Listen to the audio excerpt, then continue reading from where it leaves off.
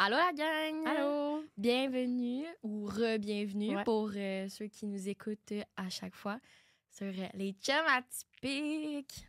On espère que vous allez bien. Aujourd'hui, on vous présente le 6e épisode d'une série de 10 qu'on a décidé. Ouais, finalement, ça s'est décidé.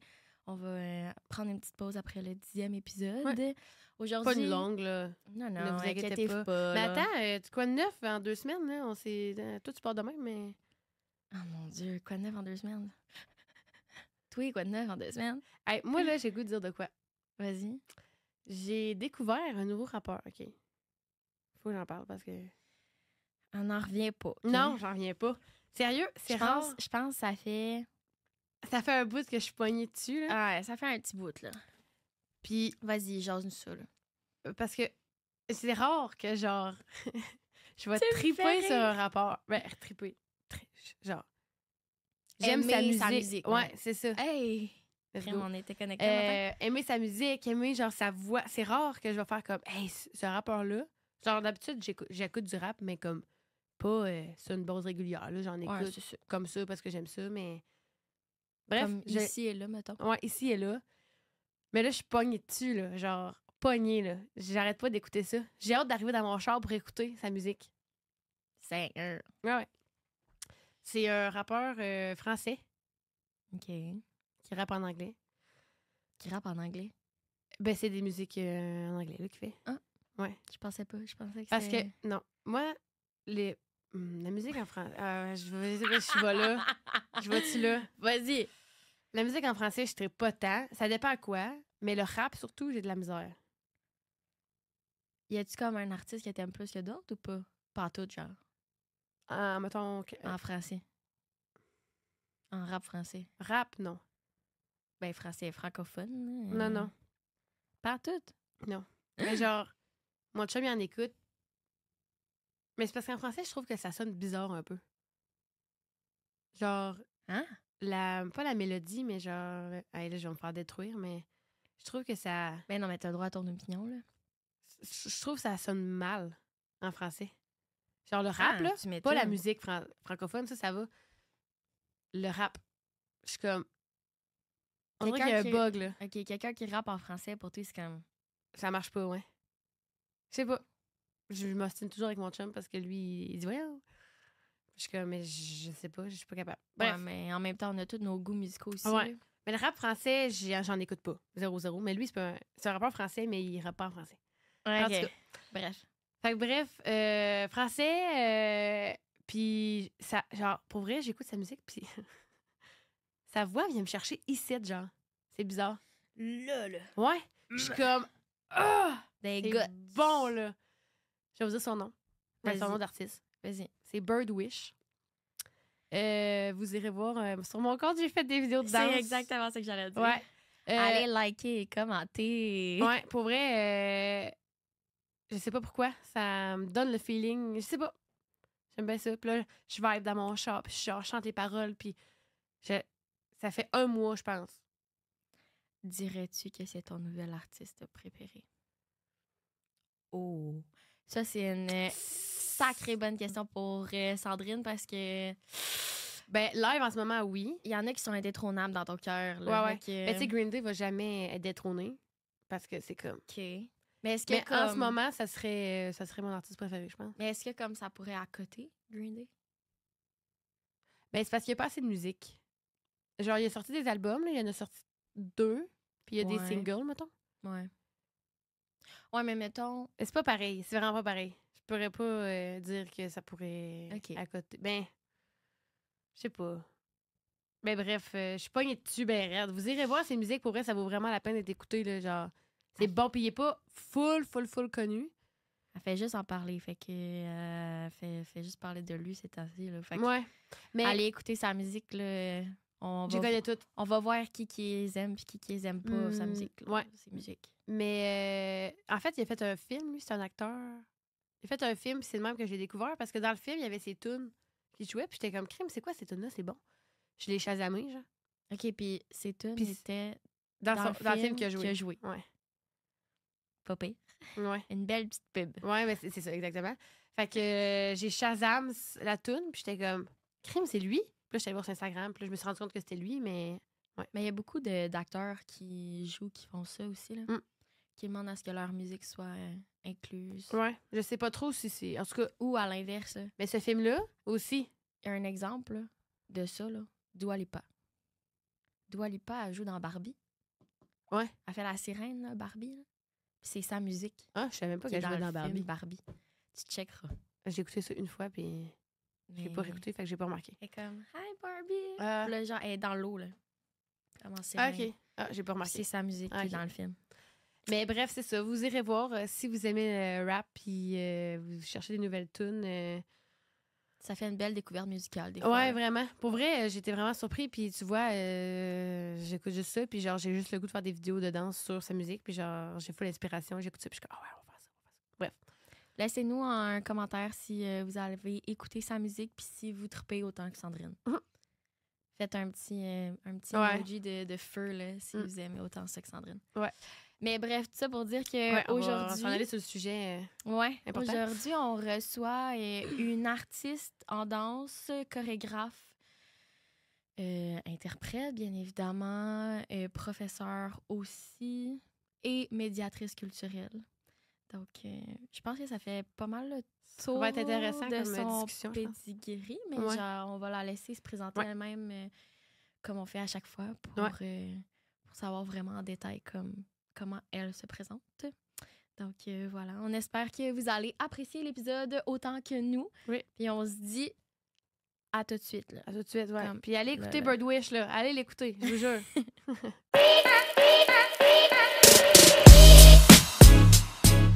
Bonjour. Donc, aujourd'hui, on est avec Marie-Michel Darvaux.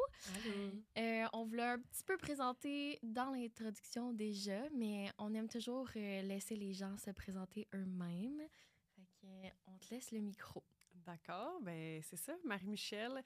Je suis artiste en danse, donc de formation et de profession interprète en danse contemporaine, mais je suis aussi enseignante, un petit peu chorégraphe, surtout pour le secteur amateur.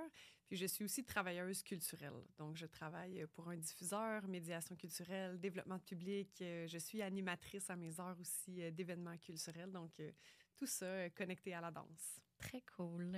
Ben, good. Ben, on va embarquer directement, là. Dans le fond, tu dis artiste en danse de formation.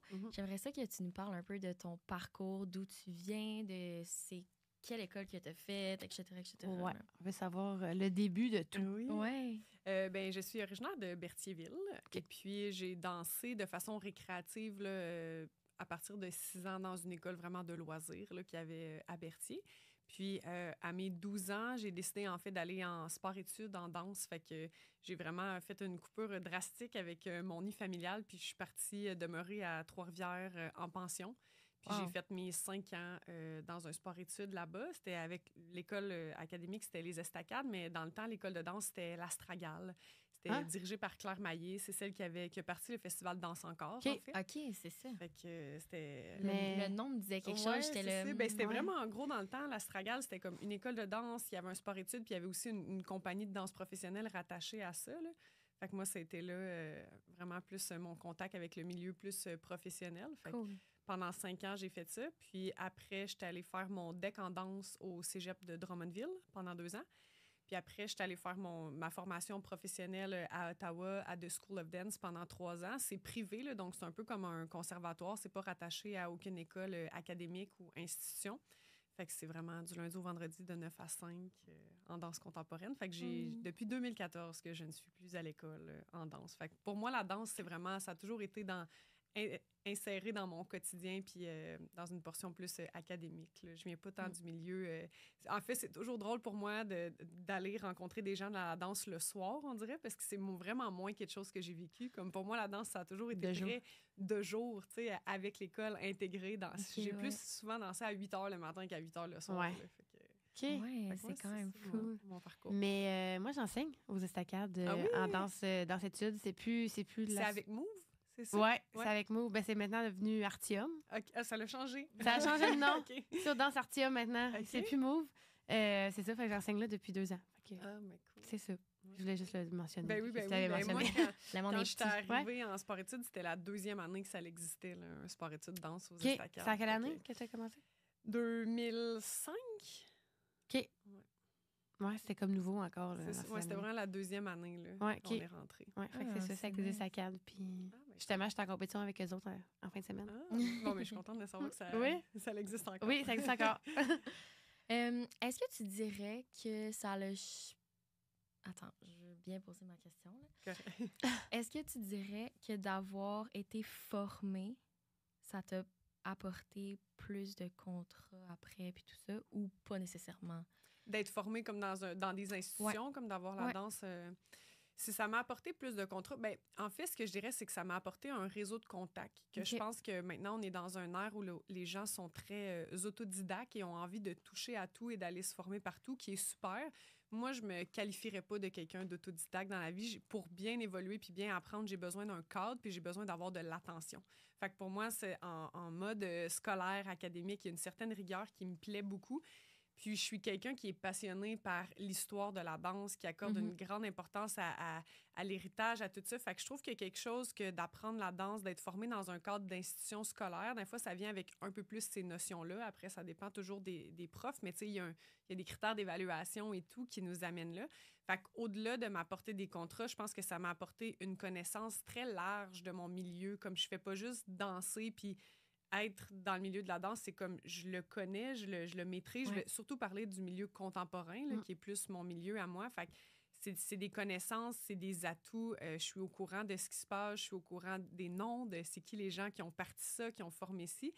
Et ça, puis c'est ça, des fois, je trouve que les gens qui vont chercher des workshops un peu partout puis qui se garochent partout, c'est super pour te sortir de ta zone de confort, pour apprendre rapidement. Tu sais, ça a plein d'atouts.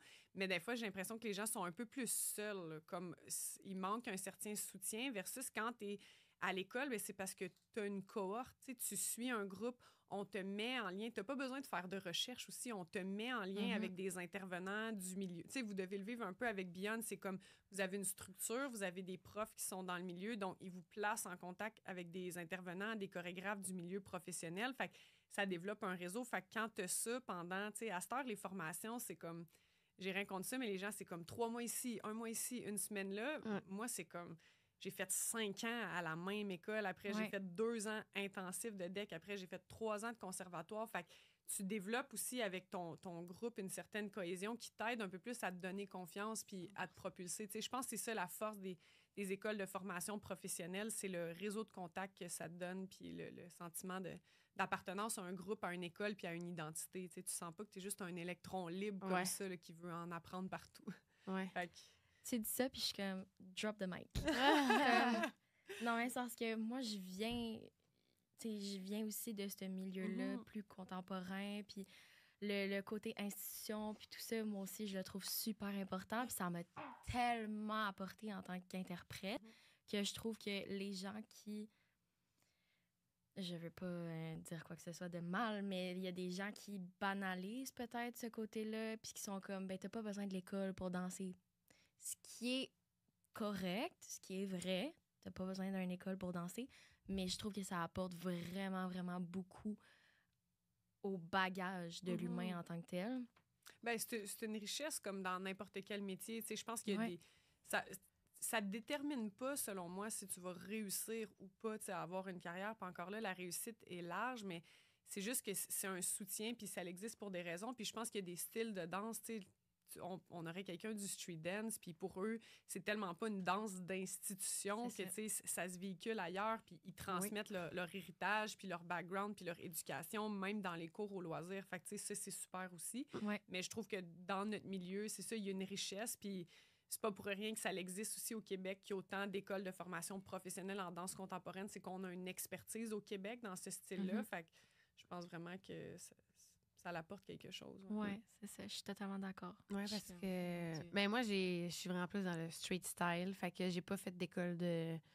J'ai pas de formation de contemporain. J'ai pas de formation. J'ai pas de DEC non plus. Puis, tu sais, je pense que je réussis quand même bien à faire mes choses, mais j'aurais aimé ça aussi, plus en faire... Avoir plus une formation professionnelle, mais en même temps, c'est pas quelque chose que je recherche. Fait que j'aime ça comme... j'aime ça comme pouvoir en apprendre plus parce que j'en connais pas tant non plus. J'en apprends de ceux, mettons, nous, qui l'ont fait, Deya qui l'a fait, de mes amis, mais c'est ça, je l'ai pas tant vécu. Fait que c'est le fun de pouvoir en apprendre plus puis démystifier des choses aussi, là. Puis c'est pas fait pour tout le monde. Je pense que le cadre académique, le milieu scolaire à la base n'est pas pour tout le monde. Fait que, ça veut pas dire que c'est la formule gagnante là, non plus. Ouais, mais moi je suis très reconnaissante de ce parcours-là. Ouais. C'est ça. Ouais, moi aussi, c'est ça. Je suis très comme élève. Là. J'aime être dans cette position-là, je pense.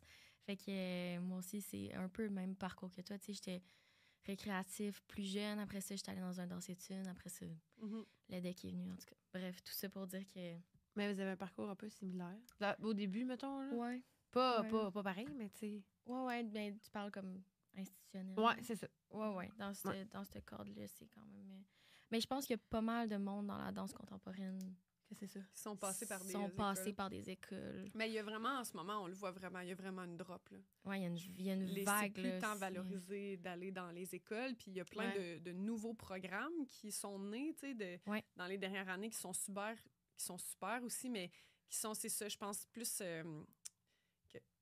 adaptés à où est-ce qu'on est rendu, dans le sens, le fait que ça soit de plus courte durée. Je pense que les gens aiment ça aussi, changer. Ben, je sais pas si c'est positif, là, mais c'est notre ère, là. On veut faire vite, puis on veut vite aller chercher des formations, peut être à gauche, à droite, peut être comme, OK, ben j'ai fait ça pendant un mois intensif, comme on est... Les prochaines générations, j'ai pas l'impression que ce sont des générations qui veulent prendre le temps de se poser, de dire, hey, je suis capable de faire 3 ans à temps plein avec les mêmes profs, avec le même monde. Tu sais, je pense qu'on a envie de toucher à tout puis aller se plugger partout. Fait que les gens s'adaptent à ça aussi, là. Mais tu sais, je sais pas pour toi, mais moi, autant que genre, j'ai adoré mon expérience à la formation supérieure, là, rendue à la 3e année, parce que moi, j'ai été dans la COVID, là, aussi.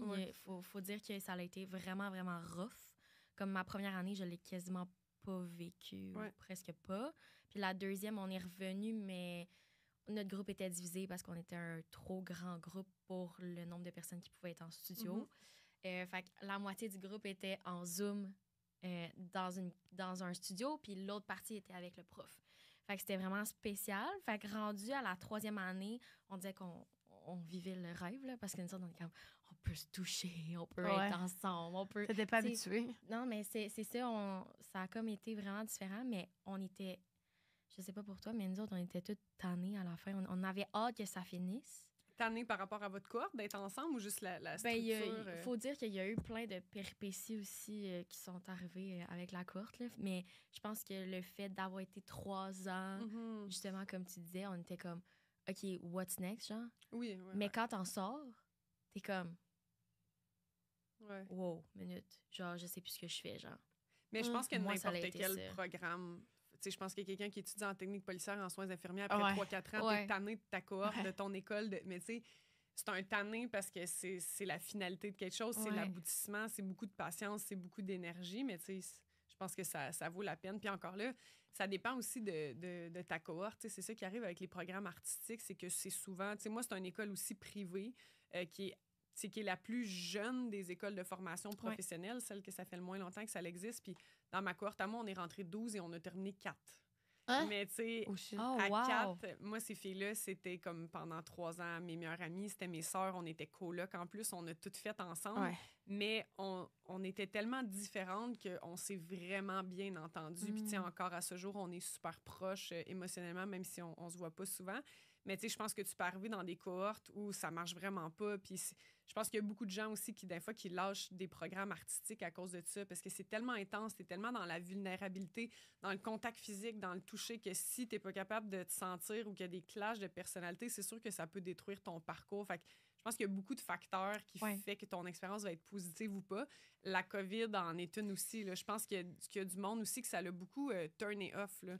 Les formations de long terme, parce qu'on est un peu dans, mon Dieu, tout peut crasher n'importe quand. Je sais même pas si on va se rendre au bout. Ça va peut-être fermer. Ça va peut-être, tu sais, on est vraiment dans un air de tout peut fermer, tout peut faire faillite, tout le monde peut tomber malade. Fait que je pense qu'il y a ça aussi qui attire les gens. C'est comme sécurisant de faire des affaires plus courte durée. Et comme ça a moins le potentiel de chier. C'est vrai. Oui. Hey, man, ça allait... Tu sais, quand j'y repense à ce jour, mettons, je suis comme, hey, j'ai vécu ça pendant la COVID.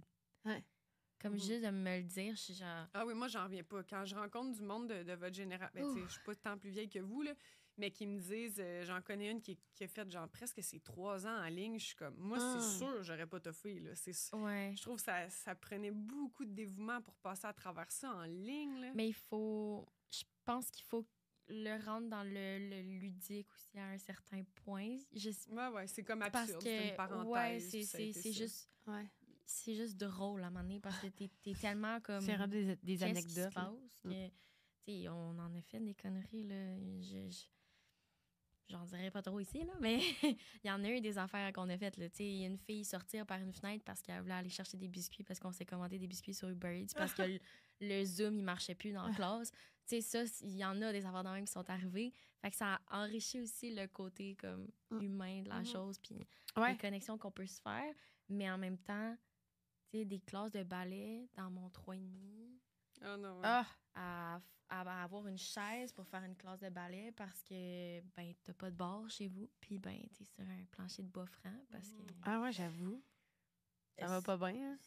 C'est vraiment pas plaisant, là. Mais je pense que c'est là que tu vois si ta passion est vraiment là ou pas. Oui, ouais. Oh ouais, je pense que c'est vraiment ça. C'est bon, Ouais, parce que moi, il y en a eu des bouts là, que je me disais, je vais-tu vraiment passer à travers, là? C'est intense, là, parce que t'es 24/7 à penser à OK, mais est-ce qu'on va pouvoir retourner? Est-ce qu'on va pouvoir faire ci? Est-ce qu'on va pouvoir faire ça? En tout cas, bref, tout ça pour dire que la passion est encore là. Fait que c'est une bonne chose. Oui, bravo. T'as passé au travers. Mais ouais, c'est toute qu'une affaire, mon doux Seigneur. Mais j'avoue, les trucs de courte durée, peut-être que c'est plus dans l'air du temps là, en ce moment. C'est à la mode, Oui, puis c'est parce que ça va vite, puis t'es comme, ben là, j'ai besoin d'argent là, ou j'ai besoin de faire cette formation-là rapidement parce que je veux faire, je sais pas, c'est comme un... C'est un go-go-go. C'est un go-go-go, c'est ça. Puis le monde sont beaucoup dans le go-go-go. Puis l'enjeu financier que tu as nommé, c'est pertinent. Je pense que quand tu fais une formation temps plein en danse, tu peux pas tant travailler. Là. Les soirs de semaine, oublie ça. Puis les week-ends, ça se restreint pas mal au samedi, dimanche. Puis ça fait que tu n'as pas de repos. Fait que c'est sûr que si financièrement, c'est plus un défi pour toi, les formations de courte durée vont aider à faire autre chose en parallèle. Là. C'est ça. C'est ça. Ouais. Bon. Mais tout ça pour dire que moi, je suis pour les institutions. Oui. Ben moi aussi, je suis pour, là. Je suis pas contre. Non, je sais bien. En fait, c'est juste... En fait, moi, je suis pour la formation. Oui, c'est ça. On oublie des fois qu'est-ce que ça veut dire être formé adéquatement. Surtout si tu veux être un enseignant puis tu veux transmettre. Il y a énormément d'enseignants qui sont pas formés. Après ça, est-ce que l'expérience, c'est une formation? Pour moi, c'est 2 choses différentes. Tu as de l'expérience puis tu as de la formation. Oui. Fait que moi, au-delà des institutions, du milieu scolaire, je valorise juste une éducation adéquate de la danse, là, puis pas juste puis des connaissances. D'avoir de l'expérience parce que tu l'as fait, puis en tout cas. Oui, mais la connaissance en tant que telle, là, de vraiment... La connaissance du milieu. D'être capable de l'exprimer puis de savoir ce dont tu parles. Là, parce qu'à un moment donné, c'est bien beau.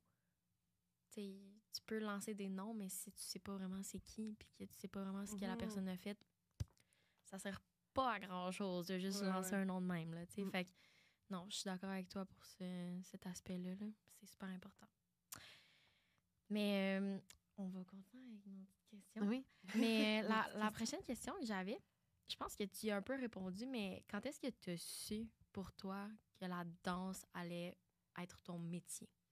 Y a-tu un moment dans ta vie que ça a comme il y a eu un déclic, mettons? Je pense pas, mais je pense qu'il n'y a jamais eu de moment non plus où je pensais faire autre chose. Dans le sens que quand je repense à mon parcours, j'ai l'impression de l'avoir fait vraiment de façon un peu naïve et instinctive. T'sais. Moi, le déclencheur, en fait, je le nomme tout le temps, là, c'était le copain d'une de mes cousines à l'époque. Je m'en allais à l'école secondaire d'où je venais.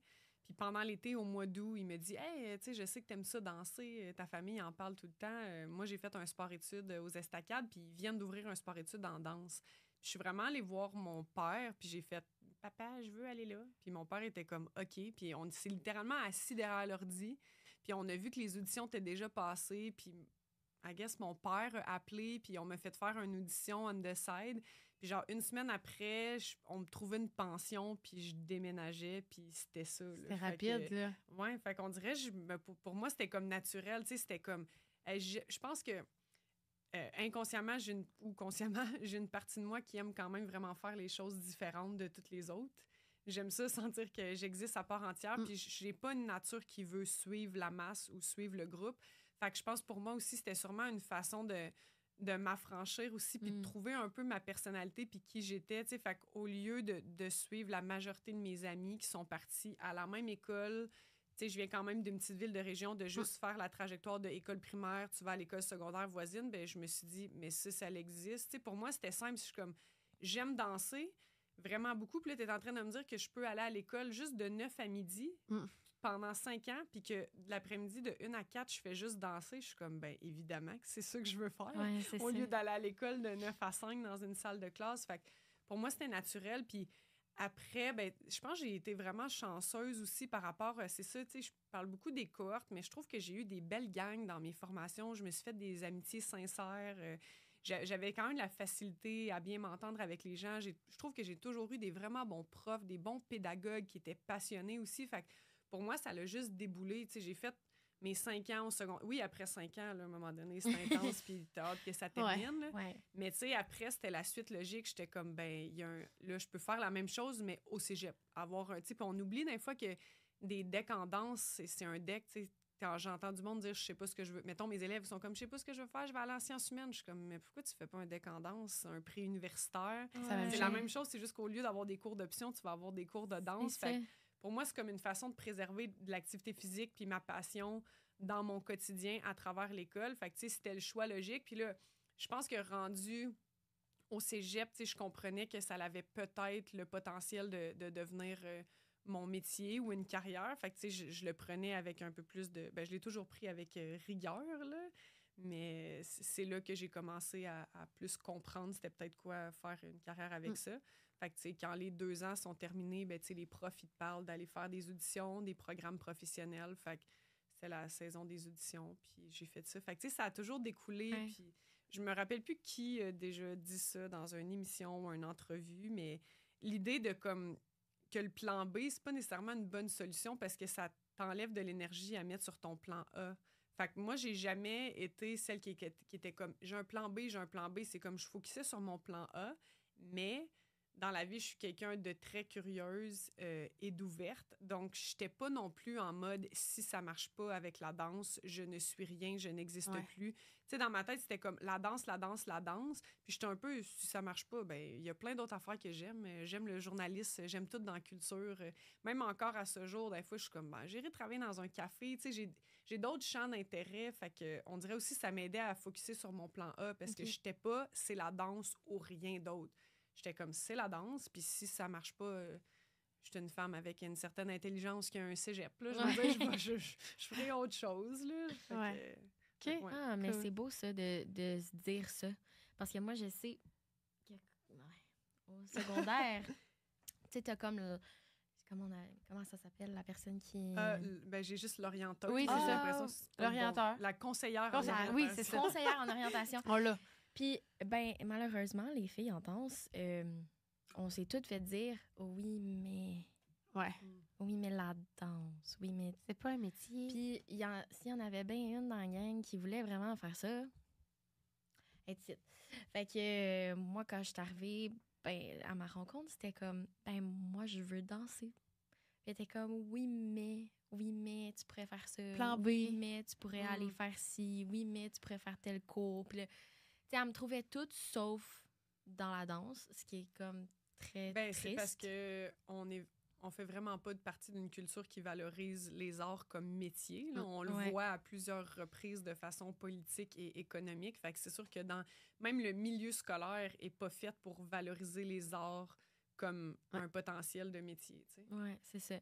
Fait que j'ai rapidement tombé dans le qu'est-ce que je fais. Puis à chaque fois que mon parcours faisait en sorte que je tombais genre vers autre chose, ben ça me ramenait à la danse. Fait que tu sais, aujourd'hui, je suis comme non, c'est ça. C'est vraiment ça que je veux faire de ma vie, puis c'est pour ça que je vais fight for, mettons. Mais, ouais, dans cet âge-là, moi, j'étais pas dans ce mindset-là de comme plan A, c'est la danse, puis on verra si ça marche pas parce que, tu sais, autant que ma famille a toujours été go for it, genre, si tu veux faire ça, ça va être ça, puis tu vas y arriver, puis non. Mais quand tout le reste, c'est comme, ben, c'est parce que la danse, tu sais, c'est pas un vrai métier. On l'a entendu, celle-là. Là. On l'a entendu souvent. Allez pas voir de concert en orientation. Non, je pense pas que je suis allée, moi. Moi, je suis allée, puis... mais nous, c'était obligatoire. OK. On avait obligatoire, puis j'ai peut-être fait à semblant de l'écouter. Peut-être, t'en souviens pas. Si tu t'as fait ça de ta mémoire. Ouais, c'est ça. On avait comme une rencontre obligatoire parce qu'on s'en allait au cégep. Dans le secondaire 4, sûrement que t'as eu ça? J'en ai eu en secondaire 4, mais secondaire 5. Ah. Comme quand tu choisis ton programme, mettons, là, ils te font rencontrer la conseillère. OK. Mais... Je sais pas, je me suis pas rendue au secondaire 5. Je me suis ramassée en éducation à l'enfance. J'ai fait mon secondaire 5, mais j'ai pas fini mon secondaire 5 régulier, fait que j'étais plus au secondaire en même temps que mes amis. Mais ouais, je me suis ramassée en éducation à l'enfance. J'ai pas... Ah ouais? Je savais même pas ça. Je savais même pas. J'ai même pas fait. Sur vous. Ouais. J'ai même pas fait une session. Là. Ah, OK. Il y a une date limite là, pour abandonner tes cours, mettons. Puis j'ai abandonné mes cours à ce moment-là. Puis après ça, c'est ça. Là, je me suis embarquée dans vouloir faire les auditions pour le DCM. Puis là, en tout cas, plusieurs reprises. Puis ça fonctionne pas. Puis là, finalement, fait mon cours de masso. Ah oui, ça. Je suis massothérapeute aussi. Puis là, finalement, le DQ propose une date d'audition. Puis là, je suis comme, pourquoi pas? J'ai rien à perdre. Ah, fait que t'as fait ta masso avant l'École de danse de Québec. Ouais. Fait que 2019, j'ai gradué de la masso. Puis 2019, je rentrais aussi. Ouais. Fait que ça a été rock'n'roll comme parcours. Mais quand tu dis ça de même, je suis genre... C'est bien vrai, hein? Le plan A, c'est la danse. Ouais. Puis on verra. On verra le reste après, là, si ça l'a changé.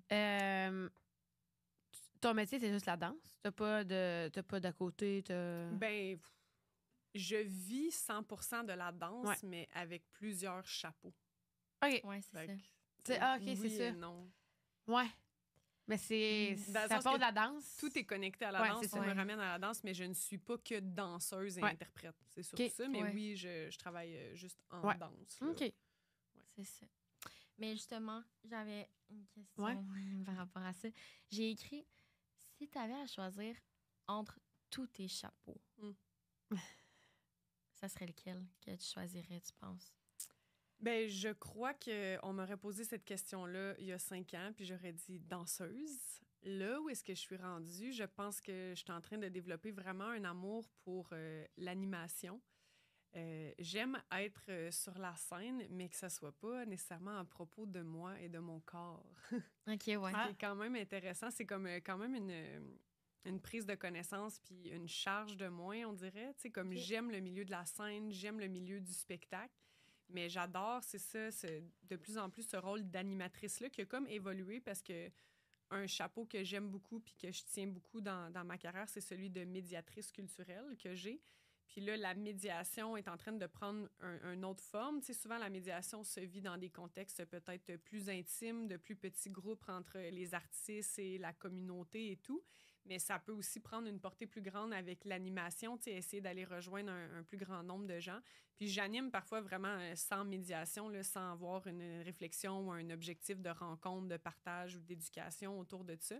Puis ben, j'aime vraiment ça, cette posture-là d'animatrice. Fait que par rapport à des conférences, à des festivals, tu sais, toujours rester dans le dossier culturel.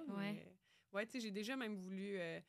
il y a un moment donné là, où je devais faire un choix au cégep, de m'inscrire comme tout le monde, tu sais, que c'était évident que j'allais faire un DEC en danse, mais je me souviens quand même très clairement d'avoir considéré l'ATM à Jonquière, l'attestation de technique des médias. Ouais. Fait que, tu sais, ça a toujours été là, cette idée d'être journaliste, d'être animatrice à la radio, à la TV. Tu sais, encore à ce jour, j'écoute Salut Bonjour, puis je suis comme, ça pourrait être moi qui anime art et spectacle à Salut Bonjour. Fait que, tu sais, je cultive encore cette petite passion-là. Là, fait que, en répondant à la question, quel chapeau que j'aime le plus? Oui, danseuse, mais je dirais que l'animation, c'est ça, d'être sur scène, mais d'utiliser un peu plus ma voix pour partager ce que j'ai à partager. Cool.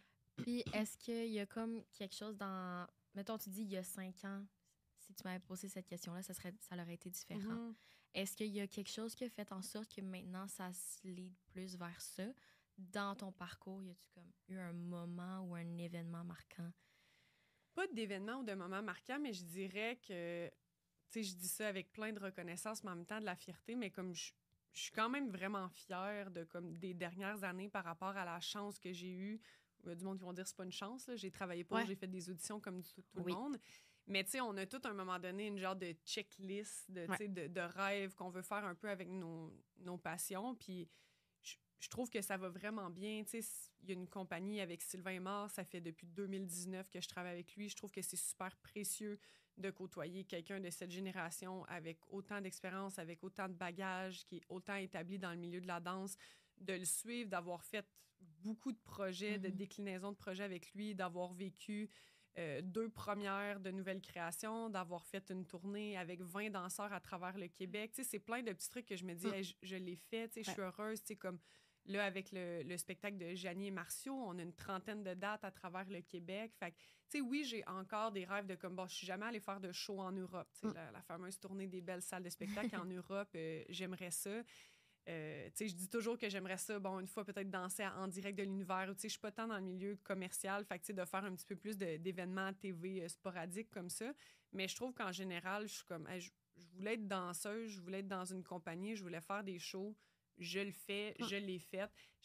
J'en veux encore plus, mais tu sais, je suis rendue à une place où je me permets de laisser les choses un peu plus arriver. Puis je suis moins avare d'audition, puis de vouloir prouver au monde, puis à moi-même que j'ai ma place, puis de donc vouloir faire partie d'une compagnie. Je suis comme, je l'ai fait, je suis dedans, puis c'est des expériences positives. Puis si ça s'arrêterait avec ça, ce serait correct. Là, tu sais, j'apprends à me satisfaire, tu sais, ça aussi, là, je pense que c'est un mot de notre génération, là, de toujours en vouloir plus, puis en vouloir plus, puis en vouloir plus, puis de l'éternel artiste insatisfait. Mais je suis comme, tu sais, à un moment donné, je pense qu'il faut se rappeler d'où on vient, puis d'être comme... Tu sais, moi, mon but, quand je repense à quand j'étais jeune, c'était de danser. C'était pas d'être une vedette ou d'être connue ou d'être, tu sais, comme tout le monde, j'ai rêvé de danser pour Beyoncé, mais je trouve que des fois, c'est comme un peu... je parle pour moi, tu sais, des rêves en l'air. Tu sais, oui, je rêve de danser pour Beyoncé, mais c'est Fred Pellerin qui disait, est-ce que c'est vraiment ton rêve si tu fais pas quelque chose à chaque jour pour y arriver? Puis je trouve ça vraiment intéressant, tu sais. Fait que non, c'est pas vraiment mon rêve. Ça serait plus comme iconique, là. Ouais, c'est mais ça. je veux dire, je veux-tu vivre aux États-Unis? Non. Je veux-tu faire tout ce qu'il faut pour avoir un visa? Non. Je veux-tu aller attendre en ligne pendant 4 heures pour faire des auditions? J'ai pas cette passion. Ben, en fait, pas que j'ai pas cette passion-là, mais c'est vraiment pas ça qui m'anime, là. Quand je vois des danseurs du Québec qui se rendent là, je suis genre, je trouve ça full impressionnant, puis je trouve ça malade, mais moi, ça m'habite vraiment pas. Là, je suis comme quand le monde sont comme je rêve de LA, je suis comme good for you, pas moi. Moi, je rêve du Québec. C'est ça. Chacun je suis bien ici. Là, fait c'est ça, chacun ses attentes. Fait que j'essaie d'être réaliste, d'être comme c'est quoi mes vrais objectifs, puis c'est quoi ma vision de la réussite, puis qu'est-ce que j'ai envie de faire. Puis je trouve que là, j'en ai fait quand même beaucoup sur ma liste. Puis là, ben c'est d'autres choses qui se rajoutent sur ma liste par rapport à la danse. Fait que c'est plus ça, tu sais, que je trouve que les 5 dernières années, ils ont été vraiment belles puis vraiment riches au niveau des contrats que j'ai eus, des rencontres, puis je trouve la paix là-dedans. Puis en fait, j'essaye parce que il y a plein d'autres fois où je vois des danseurs qui ont des contrats puis moi que j'ai pas, puis je suis comme j'aimerais ça, mais tu sais, on peut pas tout avoir à un moment donné. C'est ça. Des fois, ma mère, elle me dit, il me semble que je te verrais faire ça. Hey, je te verrais faire ça, comment ça, t'es pas là-dedans? Puis je suis comme, mais je suis pas la seule danseuse au Québec. Là, non, aussi, c'est ça. C'est comme le monde entier ne pense pas à moi. Là. Fait que, tu sais, on peut pas, à un moment donné, on peut pas tout faire. Il faut trouver son créneau à nous, puis comme travailler pour des objectifs réalistes qu'on veut, puis après... Mais c'est beau parce que je te sens comme full alignée. Oui, ben dans les dernières années, je pense que je suis encore éparpillée avec beaucoup de chapeaux puis de projets, mais en général, je pense que c'est ça qui, moi, me comble, c'est le fait que je suis pas attachée juste à une chose puis que je veux pas juste être sur scène puis faire des spectacles. Fait que ça m'aide à trouver l'équilibre puis à être alignée. C'est que tous les autres chapeaux donnent du sens à mes autres chapeaux puis à ma fonction d'artiste en société. Ouais, c'est pas juste moi, je veux être sur scène et faire des spectacles. Ouais, ça l'enrichit ton parcours aussi en même temps. Oui, c'est ça. Puis la personne que je suis. Ça te nourrit, là. Ouais, c'est ça. Puis ça paraît que ça te nourrit, là. Comme tu sais, t'en parles, puis... je peux devenir facilement c'est parfait. On le ressent, la passion. Puis ça, ben nous autres, c'est ça qu'on recherche, là, chez le monde. C'est on essaie de trouver, comme, entre chaque personne, qu'est-ce qui les rend uniques un peu, là. Fait que... oui, mais c'est beau à voir. Vraiment. J'aime vraiment ça. Puis justement, ça serait quoi pour toi le plus gros... oui. Je recommence. Le plus beau projet que tu as fait, celui qui t'a le plus animé, celui qui te referait n'importe quand. Y en a-tu un? Oh my God, c'est vraiment une bonne question. Je pense pas que je peux répondre à cette question. Je peux te dire des projets, mettons, qui ont été marquants par leur envergure. T'sais, pour moi, mettons, quand j'étais encore à Ottawa, puis que le Canada Dance Festival existe encore, que je sais pas si vous avez connu. Mais je sais c'est quoi. C'est un gros festival de danse qu'il y avait à Ottawa, je sais pas. Qui n'a plus. OK. Puis j'avais eu la chance, on m'avait offert le poste d'être assistante, d'être répétitrice, un peu assistante chorégraphe. En tout cas, j'ai la misère à trouver c'était quoi mon titre? C'était répétitrice, là, en charge pour un projet qui s'appelle Ottawa Hollywood. En fait, c'était le projet du chorégraphe Roger Sina qui visait, un peu comme Sylvain Aymard l'a fait aussi avec le Grand Continental, qui visait à rassembler des danseurs amateurs. Donc là, c'était pour le 150e de la Confédération d'Ottawa, donc 150 danseurs amateurs pour faire un show de 1 demi-heure en extérieur pendant le Canada Dance Festival. Puis c'est à moi qui a été confié le mandat de faire l'apprentissage chorégraphique. Donc moi, Roger m'a appris les chorégraphies et après, je les ai transmis.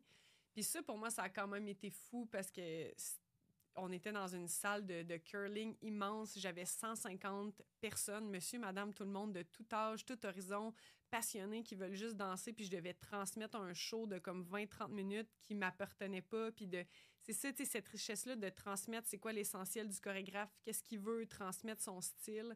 Puis ça, pour moi, ça a été vraiment une belle expérience. C'était un premier gros contrat, là, je dirais aussi dans ce rôle-là de répétitrice, qui m'a fait découvrir ce métier-là aussi d'assistante à la répétition, de extérieur, tu sais, tout un peu ce tierce rôle-là entre le chorégraphe et les danseurs. Ça m'a mis en contact avec Roger Sina aussi. Oui. Ça m'a fait découvrir la danse indienne, le Bollywood, qui n'étaient pas du tout des styles qui faisaient partie de ma formation.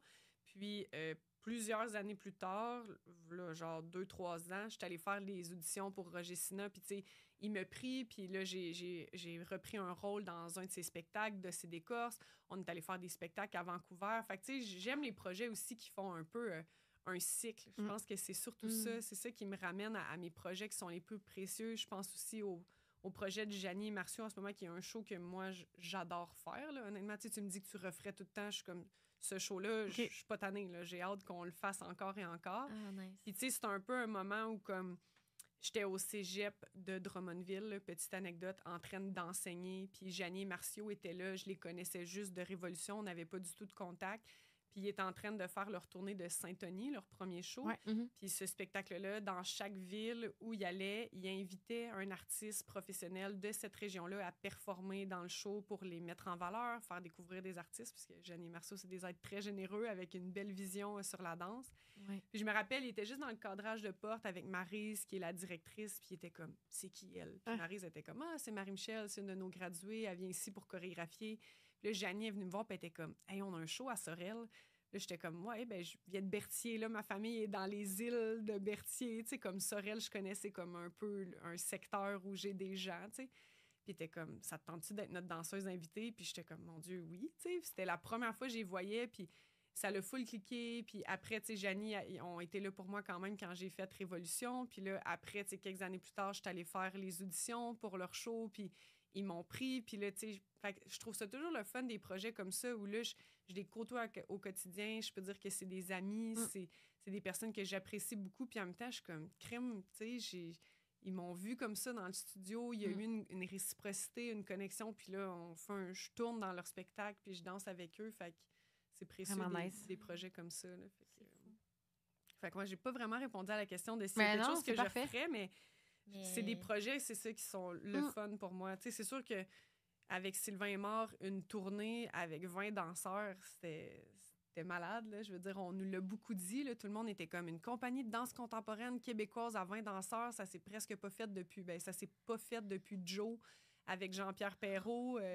Fait que, tu sais, c'était précieux, là. C'était tout qu'un trip de gang, là, de vivre ça, là, d'être 20 en tournée, puis à faire des shows. Fait que c'est une autre expérience. Tu vois, ça, j'aurais trippé, je pense. Ah oui, ben dis pas j'aurais, on sait pas. Mais on sait jamais. Tu vas tripper. On sait jamais. On sait jamais, là. Mais je pensais pas faire ça un jour. C'est le genre d'affaires que moi, je suis comme, wow, que ça se fait. Mm-hmm. Je trouve ça impressionnant, puis je trouve que c'est encore là, c'est un bagage, là. C'est fou c'est après un beau trip tout ce de que gang, ça t'amène. Fait que, ouais. De côtoyer autant de danseurs pour une longue période, puis faire un show à 20, c'est un beau trip, là. Puis tu sais, c'est un show d'1 heure où on était sur la scène du début à la fin, les 20, tout le monde ensemble, là. Fait que c'était vraiment une belle expérience. Vraiment cool. Clair, mon Dieu. On a parlé un peu de ton côté médiation culturelle. Est-ce que tu pourrais expliquer aux gens c'est quoi de la médiation culturelle? Oui. Parce que, tu sais, c'est comme moi, je le sais, mais moi, je le sais pas. Bon, ouais, c'est ça. Fait que, tu sais, est-ce que tu pourrais juste en parler un peu plus pour qu'on comprenne vraiment l'essence? La médiation culturelle, en fait, c'est comme on pourrait entendre des fois des médiations, tu sais, quand il y a des divorces ou qu'il y a des enjeux familiales. En gros, c'est une posture qui vise à te placer entre 2 personnes ou entre 2 secteurs, fait qu'à faire le pont. Fait que, tu sais, un médiateur, à la base, c'est ça. Un médiateur culturel, ben, il se positionne entre dépendamment de ton contexte, des citoyens. Moi, dans le contexte de travail où je le fais, c'est le public, parce que je fais de la médiation beaucoup pour les arts vivants en contexte de salle de spectacle, et un objet culturel. Fait qu'un objet culturel peut être un artiste, une œuvre visuelle.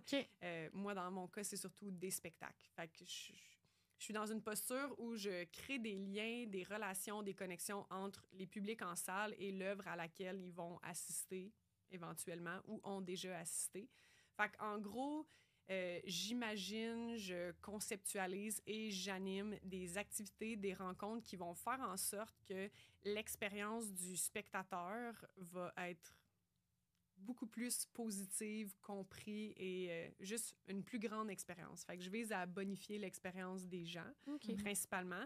La médiation culturelle peut avoir des fonctions parfois qui sont plus pédagogique, éducative, tu sais, dans le sens qu'on pourrait prendre un spectacle de danse, je sais pas, qui parle de l'intimidation. Puis là, on fait un projet qui vise à utiliser cette œuvre-là, ce spectacle-là, pour parler d'intimidation. Ça, je pense que c'est la forme qu'on a beaucoup connue au début, d'être comme, on fait un spectacle qui parle de féminisme. Bien là, c'est important qu'on ait rencontré des groupes scolaires pour parler de féminisme. Fait que, il y a cette vocation-là, plus sociale, pédagogique, mais il y a aussi juste l'idée de provoquer des rencontres avec des artistes puis des gens qui sont pas nécessairement en lien avec le milieu artistique pour juste aller évoquer une plus grande résonance émotionnelle ou développer un genre de compétences, j'ai envie de dire. Tu sais, là, je vais me référer surtout à la danse contemporaine, mais en danse contemporaine, on a surtout le genre, je comprends pas, j'ai rien compris, je sais pas de quoi ça parle. Puis souvent, le réflexe des artistes, parfois, je dis ça sans jugement à mes pairs, mais c'est d'être tanné, tu sais, que le monde sont comme, pourquoi le monde, ils veulent tant comprendre? Mais je suis comme, parce que quand tu comprends, tu te sens compétent. Puis quand tu te sens compétent, t'aimes ton expérience. Fait que c'est important que le public ait des clés de compréhension pour se sentir compétent quand il regarde une œuvre. Ça peut paraître gros dit comme ça, mais c'est ça. Si tout le long dans ton banc, tu te sens comme... Puis moi, je le vois des fois quand je suis dans un contexte où je connais pas la matière ou, mettons, j'écoute un film sur la guerre, puis je suis vraiment pas bonne en histoire, plus historiquement, là, je parle pas d'histoire de la danse, mettons, mais l'histoire de la guerre, mettons. Mais j'ai pas l'impression que je l'aime, le film, parce que je me sens nulle. Je suis comme, voyons, j'étais où dans mes cours d'histoire? Je suis bien conne. Puis là, ils disent de quoi? Puis je check mon chum, puis je suis comme, c'est quoi ça? Tu sais, fait que tu te sens pas compétent, fait que c'est plus dur d'apprécier quelque chose. Fait que c'est aussi un équilibre, le médiateur, de pas tout donner dans la bouche du public. Tu sais, même chose, tu te promènes dans un musée, tu veux pas avoir quelqu'un à côté de toi qui dit, donc, cet artiste-là s'est installé dans son salon en 1999. Il a pensé à sa grand-mère morte et il a fait une toile peinte de rouge. Tu sais, tu veux pas tout donner parce qu'il y a une partie de ça que tu veux laisser les gens plonger dans leur interprétation, dans leur imaginaire, mais tu pourrais quand même dire, cette œuvre-là, ça fait 50 ans qu'elle existe puis elle est inspirée du deuil. Juste ça, les gens partiront, ils ont envie de partir. Fait que c'est la même chose avec la danse, c'est de donner un peu plus des pistes de réflexion pour informer les gens sur ce qu'ils vont voir. Puis, tu sais, moi, ça se traduit, c'est ça, par des activités avant le spectacle ou après. Tu sais, des fois aussi, des fois, c'est des demandes du chorégraphe d'être comme, moi, je veux pas trop en dire. Il y a des spectacles, des fois, qui sont aussi hyper abstraits, là, qui n'ont pas toujours... des fois, c'est plus un show inspiré de... Tu sais, je pense au dernier show qu'on a fait de Sylvain Aymard, Les champs magnétiques. C'est super scientifique puis anatomique. Puis, tu sais, c'est des termes plus complexes. On est plus dans le ressenti, dans des mots-clés, mais il n'y a pas une trame narrative, il n'y a pas de notion de personnage, d'histoire. Fait que, tu sais, si t'expliques avant, tu risques juste de mettre les gens trop dans leur tête pour rien. Fait que des fois, il y a des spectacles aussi que c'est préférable d'en jaser après, tu sais, pour dire aux gens qu'est-ce que vous venez de vivre. Ah, ben c'était à propos de ça. Fait que c'est très large, en gros, tout le potentiel qu'on peut faire avec la médiation culturelle. Puis, tu sais, moi, ce que j'aime faire aussi, c'est diversifier les portes d'entrée, là. Fait que souvent, notre réflexe, ça va être, ben OK, je veux amener des jeunes voir un spectacle de danse. Fait qu'on va leur faire un atelier de danse en amont. Oui, parce que le vivre dans le corps va leur permettre de mieux comprendre la discipline. Mais en même temps, moi, ce que j'aime, c'est aller trouver, je sais pas, il y a un spectacle de danse qui parle du rêve. Mais ça pourrait être aussi un exercice qui amène les jeunes à écrire un poème ou à faire un dessin, à juste leur raconter en classe, ben c'est quoi ton dernier rêve que tu as fait, si tu avais à l'imaginer en dessin, juste pour les plonger pleinement dans une posture active qui font que quand ils arrivent en salle de spectacle, ben ils peuvent connecter avec quelque chose. Peut-être qu'ils ne vont pas connecter avec la discipline de la danse ou avec le corps en mouvement, mais ils vont connecter avec la thématique. Puis déjà ça bonifie leur expérience, tu sais. Ouais. Fait que, mais je pense que c'est une posture quand même vraiment importante dans le milieu, puis qu'on n'en parle vraiment pas assez. Oui, bien, dans une formation que j'avais eue, on parlait que le médiateur culturel, c'est un peu des métiers du futur. C'est pas encore... Il y en a de la formation là, en médiation culturelle. Moi, j'en ai fait aussi en éducation esthétique, qui est comme juste une autre appellation qui vient plus des États-Unis. Il y a une façon d'aller se former là-dedans puis de valoriser ça comme métier, comme posture, mais... En fait, c'est que c'est souvent, il manque de ressources. En fait, les lieux qui devraient bénéficier de médiateurs culturels, c'est souvent, c'est le milieu de la culture. Là, fait que je pense que l'intérêt est là. C'est juste, avons-nous les sous pour engager des ressources en médiation? C'est un autre game. Parce que je l'ai vu, là, mettons, juste aller voir un spectacle avec mon chum, lui qui vient vraiment pas du milieu, là, ingénieur de formation. Tu sais, comme vraiment pas, là. Puis... On a eu une discussion ouverte après avec un médiateur, justement, qui était sur scène. Puis mon chum, on est ressorti, puis il était comme « Wow! J'avais vraiment pas vu ça de même. Tu sais, comme ça me porte des discussions après aussi, veux pas, plus tard. Fait que c'est ça aussi, je trouve ça beau, là. Vraiment. Puis moi, ce qui me passionne le plus, je pense, avec la médiation, c'est le pouvoir que ça a de déclencher vraiment un nouveau regard chez les humains. Tu sais, des fois, il y a des gens aussi qui sont vraiment pas tant que ça en contact avec leurs émotions puis avec leur créativité. Puis de prendre le temps de leur permettre d'aller là, il y a quelque chose de vraiment beau aussi. Puis de juste donner la parole aux gens. Tu sais, je me rappelle, après la COVID, on avait fait une sortie de résidence d'un spectacle de théâtre parce que je le fais parfois pour d'autres disciplines. Puis les gens, ils avaient juste besoin de s'exprimer dans la salle. Tu sais, c'est aussi, quand tu viens voir un spectacle, c'est ça que je trouve le fun. La médiation permet que ça soit un peu plus donnant-donnant. Tu sais, de mettre les artistes dans une posture un peu plus passif après leur spectacle, puis d'absorber qu'est-ce que les autres ont à dire. Tu sais, je pense que, ça nourrit les artistes d'être comme « Ah ouais, c'est ça que tu as pensé, c'est ça que tu as vu. » Puis je pense que quelqu'un dans la vie, je sais pas, qui est comptable puis qui passe ses journées principalement derrière un ordinateur, qui a un métier très cérébral, tu sais, qui est constamment dans le développement, dans le numérique, je sais pas comment bien le dire.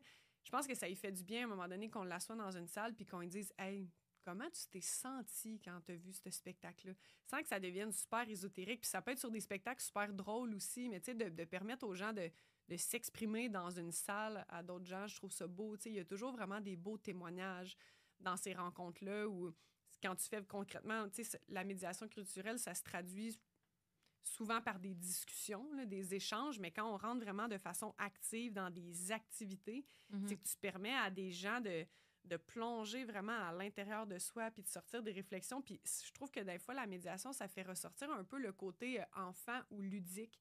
Tu sais, de te faire donner à l'âge adulte des crayons, puis des papiers, puis des post-it, puis des brochures, puis te dire, genre, fais-moi un collage ou écris-moi des mots. Tu sais, c'est comme, on fait plus vraiment ça. Tu sais, c'est à moins que ça vienne de toi. Fait que c'est ça, je trouve, la médiation culturelle, c'est comme un vraiment beau déclencheur d'émotions puis de créativité chez monsieur, madame, tout le monde. Ça ramène un peu à l'enfant intérieur. Ben, c'est ça, de jouer, d'être dans la créativité, puis c'est vraiment le fun. Ouais. Ben, c'est vraiment le fun d'en apprendre plus parce que moi, c'est comme une branche que j'ai commencé à apprendre un petit peu plus à propos. C'est quelque chose qui pourrait peut-être m'intéresser éventuellement, là, comme à travers les années. Mais c'est ça, je trouve qu'on n'en parle pas assez. Je trouve ça important. Puis je suis comme, s'il y a quelqu'un à qui je pensais, puis c'est toi, là, dans le fond. Mais juste tes capsules, si vous la suivez pas déjà sur Instagram, allez-y. Non, mais TikTok aussi maintenant. J'essaie. Parfait. On est rendu là.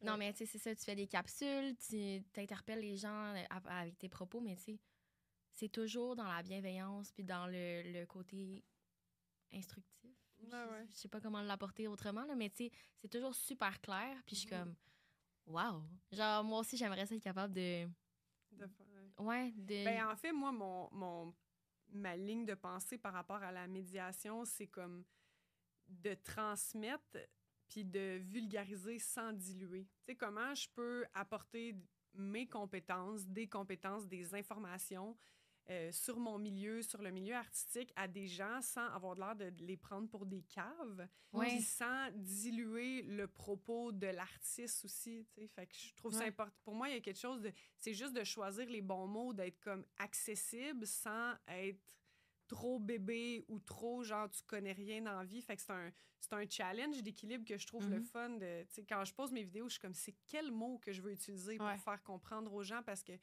c'est ça, tu sais, on a tellement parlé pendant des années du fameux ton de Radio-Canada, puis que l'art s'adresse à un public de l'élite, puis il faut que tu comprennes, puis il faut que tu aies toutes les références des grands auteurs, puis tout ça, mais c'est comme, c'est pas ça, tu sais, la culture appartient à tout le monde, même chose, nos salles de spectacle, tu sais, je pense qu'il y a certains gens qui ont une distance, qui sentent que la salle de spectacle n'est pas pour eux, que les spectacles les concernent pas. Puis je suis comme, c'est vraiment juste parce que les gens sont pas au courant. Parce que honnêtement, j'ai vu des shows qui parlent des pièces de théâtre. Je pense au spectacle Michelin qui me vient en tête, que c'est quelqu'un qui a grandi sur une ferme, puis que tout son monologue de théâtre, qui est vraiment dans l'humour, dans l'autodérision. Lui, il aurait voulu être un artiste, mais il a été élevé sur une ferme avec une sœur schizophrène, puis il parle de traire des vaches. Comme, honnêtement, tu sais, mes amis agriculteurs l'aimeraient, ce show-là. Ça parle de eux. Tu sais, il y a des pièces de théâtre qui parlent de tout. Il y a des shows de danse qui sont tellement abstraits qu'ils peuvent revenir joindre le monde. Puis il y a des spectacles de danse aussi dans tous les styles. Là, je pense pendant un certain temps, dans les salles de spectacle, on était beaucoup confrontés. Pas confrontés, mais ce qui était présenté, c'était surtout de la danse classique ou de la danse moderne, contemporaine. Là, on est dans un air où comme le milieu du street dance se fait diffuser sur scène. Je pense à des gens comme Spicy qui ont des œuvres de 1 heure qui tournent dans les salles de spectacle. Il y a des spectacles de flamenco, il y a des spectacles de gigue, il y a des spectacles de danse autochtone. Fait que, tu sais, il y en a aussi pour tous les goûts. Puis je trouve que, surtout avec la danse et le théâtre, le public a le réflexe de « je vais voir un spectacle ». Puis si j'ai pas aimé ça, si c'était pas pour moi, si je me suis pas sentie interpellée, ben je fais une coupure. C'est comme, ah non, je suis allée voir ça une fois du théâtre, j'ai pas aimé ça. Je suis comme, oh mon Dieu, mais comme, c'est comme si t'as vu un film mauvais, puis tu dis que tu vas plus jamais voir de film parce que t'as pas aimé ça. On n'a jamais le même réflexe avec la musique ou le cinéma. On comprend avec la musique et le cinéma qu'il y a un large spectre, mais on dirait avec la danse puis le théâtre au Québec, on pense que c'est hyper niché, hyper champ gauche, puis que ça rejoint pas tout le monde, mais je suis comme... Faut juste être un peu curieux puis faire nos recherches pour être à l'affût de ce qui se passe. T'sais, je dis pas qu'à chaque soir, il y a des spectacles pour tout le monde, mais au moins une fois par année, tu peux voir un show auquel tu vas t'identifier puis qui va t'interpeller dans tes goûts. Là. Fait que si tu avais un dernier mot à dire à nos auditeurs, ça serait quoi? Un conseil, ça pourrait être n'importe quoi. Là, mon conseil du moment, c'est de se laisser un peu plus porter par sa curiosité, dans les arts en général, puis dans la vie, puis aussi faire preuve d'un petit peu plus d'autonomie. Moi, je commence à être un peu tannée que les gens disent « Ouais, mais je suis pas au courant des spectacles, je sais pas où aller regarder », ou tu sais, par rapport à la danse, que les gens, tu sais, d'entendre des élèves qui sont comme « Ah, moi, je suis tellement passionnée, c'est ça que je veux faire dans la vie », mais quand je leur demande quelle compagnie pour lesquelles elles aimeraient travailler, ils sont pas au courant de rien. Je trouve qu'on arrive vite au genre résultat, genre « Je veux voir ça, je veux faire ça », mais on est un petit peu mal informé, là, où on manque un petit peu d'audace, de curiosité, de comme, faites vos recherches. Là. Faites vos recherches. C'est ça que j'ai envie de dire aux gens. Informez-vous, soyez curieux, parlez aux gens. C'est comme, je trouve que tout ça, ça nous nourrit. Là. Apprécier le processus. Oui, c'est ça. Apprécier le processus. Et bien pas juste la finalité. Oui, c'est vrai. C'est bien dit. Ah, c'était beau, ça. Ouais. Ben, merci beaucoup, Marie-Michel. Merci beaucoup. C'était vraiment intéressant. Ça fait déjà quasiment 1 heure qu'on parle. Mon Dieu, ça a passé vite, me semble. Oui, déjà. Ben oui, c'est vrai que ça a passé vite. Mon Dieu, on dirait que c'est... Tant mieux. Parce qu'on est ça passe vite, passionnés. c'est ça. Quand ça passe vite, c'est parce qu'on a des bonnes discussions puis on aime de quoi qu'on parle. Dis-nous où on peut te retrouver. Tu as dit Instagram et TikTok. Est-ce que tu as le même handle pour les deux? Oui, c'est MM_Darvaux. Fait que MM Darvaux, surtout sur Instagram. TikTok, là, c'est ça. C'est parce que je comprends que si tu veux que ça marche, faut que tu le fasses à chaque jour. Ouais. Puis moi, les réseaux sociaux, pour moi, je le fais vraiment de plein gré quand ça me tente. Là. Je veux dire, si j'ai la grippe, je vais pas me forcer à faire un TikTok. Là. Fait que c'est de façon sporadique. Des fois, tu sais, à matin, j'avais plein d'idées, puis j'étais comme, je veux partager ça. J'ai filmé 3 TikTok, mais des fois, pendant une semaine, je mets rien. C'est ça. La vie, là. Ouais, c'est ça. Fait que, ben, parfait. Ben, merci encore pour cette belle discussion-là. Ben, oui. Allez la suivre sur les réseaux sociaux. Puis nous autres, on se dit à dans 2 semaines. Oui, puis n'oubliez pas de nous suivre aussi allez les suivre. YouTube, Instagram, TikTok aussi. Oui, TikTok aussi. On a le même nom partout. On met des extraits, les chums atypiques. Ouais. Fait que c'est ça. À dans 2 semaines, ma gang. Dans 2 semaines.